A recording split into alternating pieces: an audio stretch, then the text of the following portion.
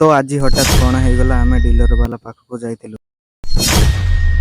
କାହିଁକିନା ଆଜି ଚାଉଳ ମିଳୁଥିଲା, ଚାଉଳ ଆଣିବାକୁ ଯାଇଥିଲୁ। ହେଲେ ଭିଡ଼ ତ ପ୍ରବଳ ଥିଲା। ହେଲେ କ'ଣ କରିବୁ, ବହୁତ ସମୟ ଜଗିଲା ପରେ ଆମ ବାରି ପଡ଼ିଲା। ତ ଆମେ ଭିତରକୁ ଗଲୁ। ଭିତରେ ଯାଇ କିଛି ସମୟ ଛିଡ଼ା ହେଲା ପରେ ମୋ କାର୍ଡ଼ଟି ମୁଁ ଦେଲି। ତ ମୋ ନାଁ ପଚାରିଲେ। ତ ମୋ ନାଁ ପଚାରି ସାରି ବୁରାଟି ନେଇ ଚାଉଳ ପୂରେଇଲି।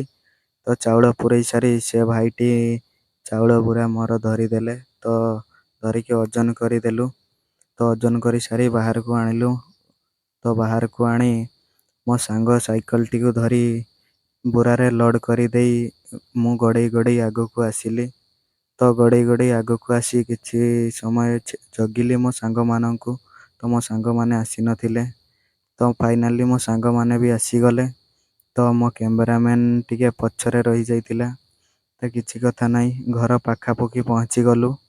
ତ ଆଉ ଅଳ୍ପ ବାଟ, ତ ଦେଖିପାରୁଥିବେ ଘର ପହଞ୍ଚିଗଲୁ। ତ ମୋ ଭଉଣୀକୁ ଡାକିଲି ଚାଉଳ ବୁରା ଧରିବା ପାଇଁ। ତ ସିଏ ଆସିଲା ଚାଉଳ ବୁରାଟି ଧରି।